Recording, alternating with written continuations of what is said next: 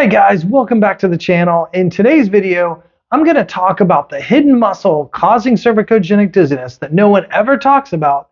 I'm going to tell you 3 reasons why this muscle is crucial for not being dizzy.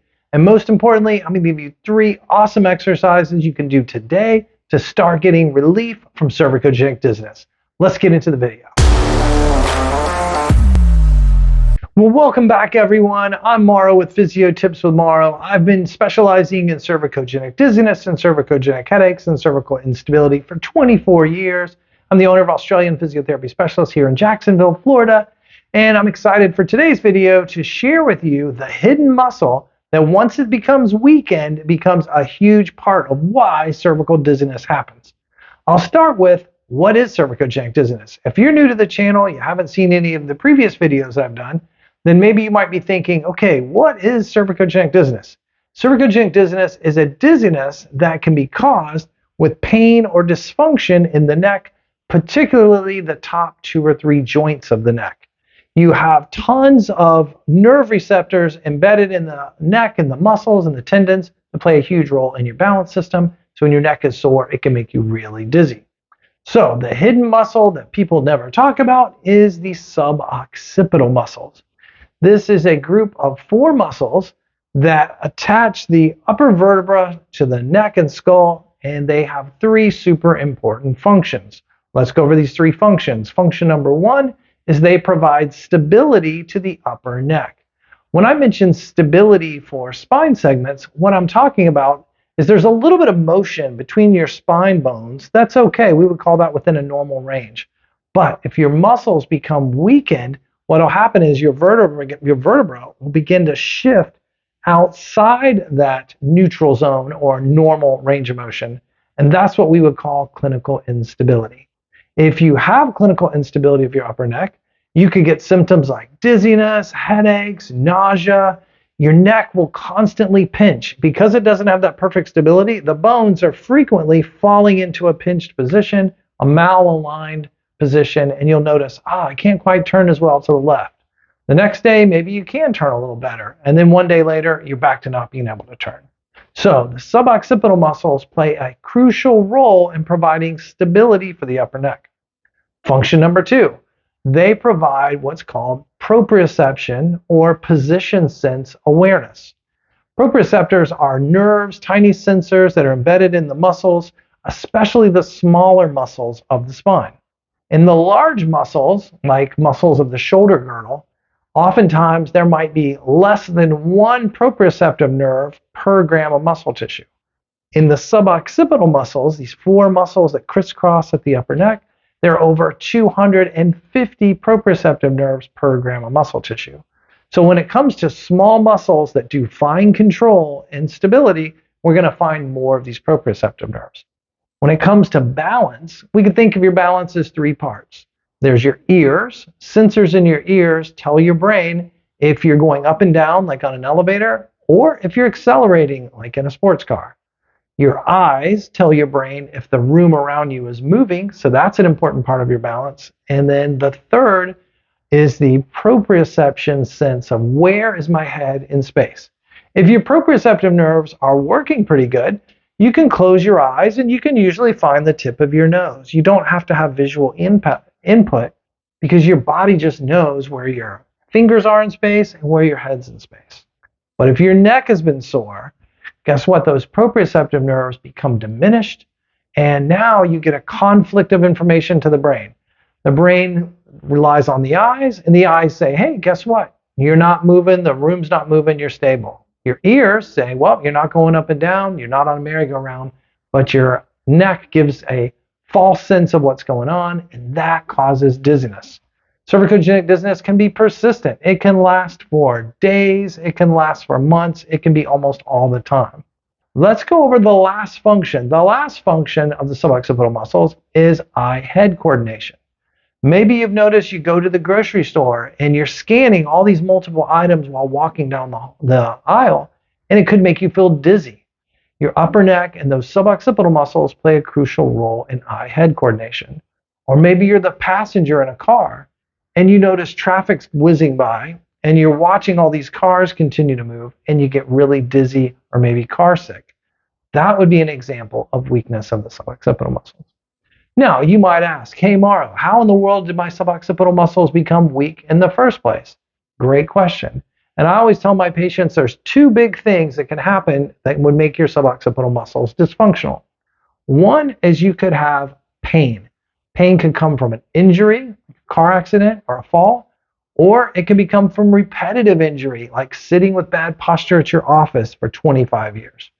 Pain will reflexively inhibit the deep muscles of your upper neck, and that will lead to atrophy. As a matter of fact, with car accidents, they've found that not only will the muscles atrophy and get smaller in the suboccipital muscles, but it can also cause fatty tissue infiltration. Healthy muscle tissue is replaced now with fatty tissue. That's not a good thing.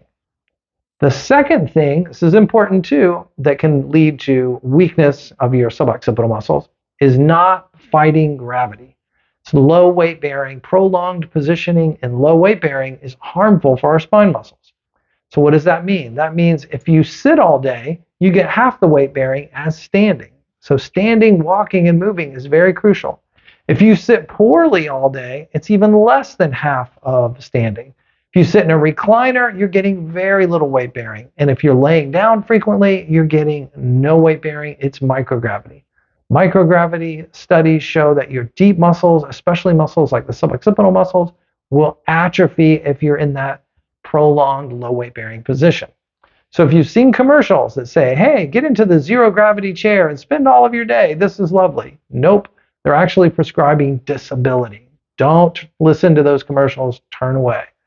At the end of the day, Hippocrates, the guy that made the Hippocratic Oath, that's what we name it after, he used to say walking was man's best medicine. I think Hippocrates was onto something. When you're holding yourself up with good posture and you align your chin neutral and you walk around frequently during the day, even though you might feel bad, keep getting up. That's going to be a great way to keep those occipital muscles challenged, strong, and healthy. So there we go. That's why the suboccipital muscles are super important. Now let's go over 3 exercises that we can do to strengthen the suboccipital muscles. The suboccipital muscles perform for us 2 main functions. One is they perform rotation of the head on the neck. So we're going to look at an exercise for that. They also perform extension of the head on the neck. So let's go over a couple options that you might be able to do today to start strengthening your suboccipital muscles and start getting some relief from cervicogenic dizziness. Exercise number 1. I'm going to look at maybe a target. In this case, I'm using my thumb, but in actuality, I wouldn't want to hold my arm up and look at my thumb because that puts stress into my neck. So you find something that's eye level, and then what you do is you rotate a little bit to the right, and you rotate a little bit to the left. If you're new at this exercise, you want to start very slowly. If you go quick, if you do it too vigorous, if you do it too quickly, this could cause pain in the upper neck, which could lead to dizziness. But if you can do this, you would repeat this looking at a target. This could be a sticky note on the wall, it can be a focal point in the room, and you build to where you can do about 10 reps. Notice I'm keeping my eyes on a central object as I rotate. You get 10 reps, reassess, make sure you're not too dizzy, and then you could build up to 2 or 3 sets of 10. This is a great exercise to start using those suboccipital muscles to engage in rotation. By the way, if you want a step-by-step plan to finally fix cervicogenic dizziness, I put everything into my new book, Cervicogenic Dizziness Relief. In the book, I give you all of my exercises, explanations, and daily routines in a very simple format. Should be out December 2025. Check the link below and don't miss it. All right, back to the video. Now, let's go with a scenario that you tried that and you said, wow, that makes me really dizzy. I don't think I'm quite ready for that. Okay, let's go over option number 2. Option number 2, same idea. I look straight ahead, find an object. This time what I'm going to do is I'm going to rotate away and then I'm going to come back to the middle. I could leave my eyes in that target, rotate away and come back. You can try that. Try 10 reps. And then what you do, you keep your eyes on the target and then you rotate away and you do it on the left. So instead of doing the rotation right and left as one exercise, what we've done functionally is we broke it into 2 parts. You do the right as one exercise, and then you go to the left and come back and do that as one exercise. Sometimes breaking it into components, right first and then left, could be more comfortable and make you less dizzy. That's going to allow you to be able to start exercising those occipital muscles. A third detail that I'll mention is just monitor the range of motion. If you rotate too far to the right, even if you're looking at one object or not, and it makes you painful, or it makes you have pain or makes you dizzy, then what you do is just don't go as far. Keep your eyes looking in the middle and maybe modify. Don't go as far. You can also modify the speed. So that's one option. But let's go with another scenario. You tried that, you tried modifying it, you modified all the things that we mentioned, and it still makes you dizzy. This happens frequently. Here's another option. Now what we're going to do is a rotation isometric. When we think of isometric exercises, I think about two opposing forces, but there's no relative motion. They're just opposing themselves, right? So I'm going to put the palm of my hand on my face. I'm going to look into my hand, and I'm going to slowly push into my hand as if I was rotating. But my hand is going to block that action.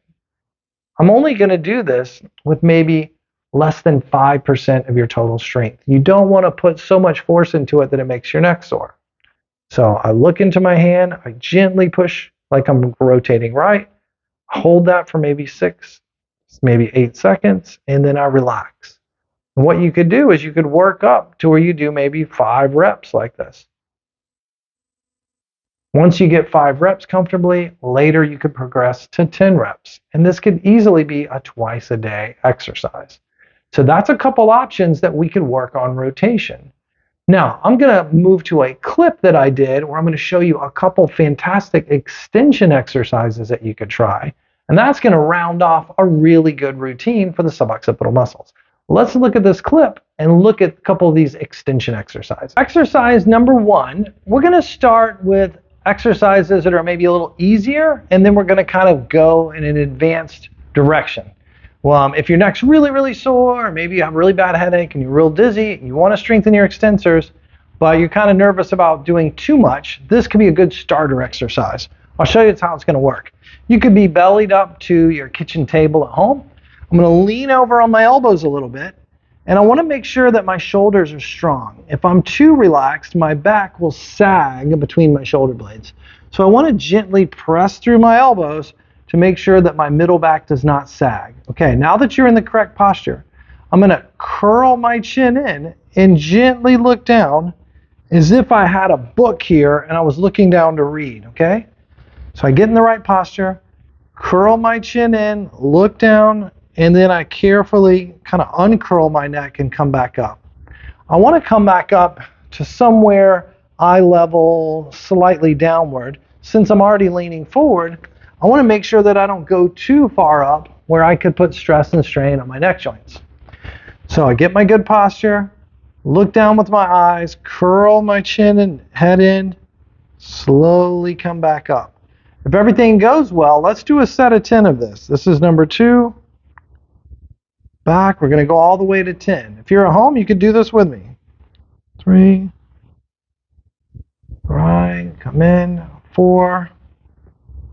Make sure it's pain-free, make sure it's dizzy-free.